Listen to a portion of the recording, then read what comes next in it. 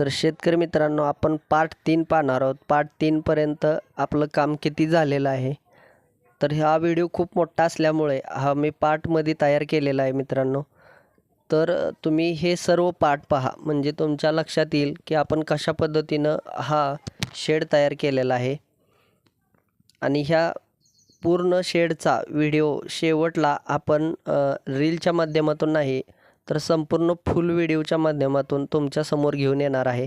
आणि तो कशा पद्धतीनं तयार झालेला आहे हे तुम्ही पुढच्या व्हिडिओमध्ये पाहणार आहात. तर मित्रांनो, गावरान कुक्कुटपालन जे करणार आहेत त्यांना नक्की आपला व्हिडिओ शेअर करायला विसरू नका.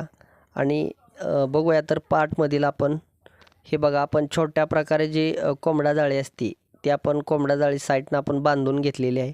त्याच्यावरती आपण शेडनेट टाकलेलं आहे, म्हणजे एखादी तार वगैरे आपल्या 450 मायक्रॉन जो शेततळ्यातला कागद असतो त्याला लागू नये म्हणून आपण ती शेडनेट ह्याच्यावरती टाकलेली आहे. आणि उन्हाळ्यामध्ये जास्त गरम होऊ नये म्हणून पण आपण ती शेडनेट टाकलेली आहे. आणि आपण ह्याला पत्र्याची पानं साईडनं वापरणार आहे. तर हे बघू शकता कशा पद्धतीनं आपण सिमेंटचा पत्रा हा जमिनीमध्ये आपण गाडलेला आहे आणि बाकी आपण वरती लावलेला आहे.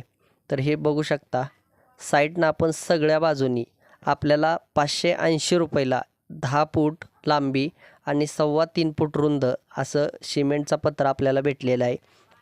तर ते आपण पान आणून आपल्या साईडच्या बाजूनी आपण लावलेलं आहे. हे ब्रूडिंगचं शेड आहे, त्याच्यामुळं आपण ह्याच्यासाठी सेफ्टी असावी म्हणून आपण हे सिमेंटचा पत्रा वापरलेला आहे. आणि या ठिकाणी सिमेंटचा दरवाजा आपण बसवलेला आहे. तर बघूया आतमध्ये आपण मुरुम टाकून दुपटून घेतलेला आहे, म्हणजे कटिंग केलेलं आहे. आणि त्याच्यावरती आपण कोबा करणार आहे. तर ते येणाऱ्या पार्टमध्ये दिसेलच तुम्हाला.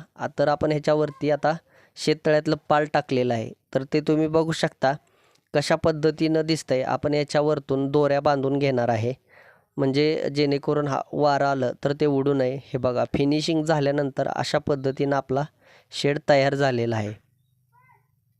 हे बघू शकता,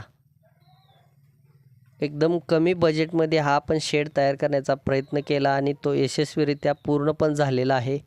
तर हे पार्ट आपण सर्व पार्ट बघा, 3-3 मिनटाचे व्हिडिओ आपण हे अपलोड केलेले आहेत. आणि ह्याच्यामध्ये आपल्याला गावरान पिल्ले हे ब्रूडिंग करायचे आहेत. ब्रूडिंग म्हणजे मशीनमधून निघालेले जे पिल्ले आहेत त्यांना आपण लाईट खाली ठेवतो. तर कोंबडीचे पिल्ले निघाले असतात ते कोंबडीच्या पकाखाली बसतात, त्याच्यामुळं त्यांना ब्रूडिंगची गरज नसते. तर इथं आपण कोबा करणार आहे. तर बघूया तो पुढच्या पार्टमध्ये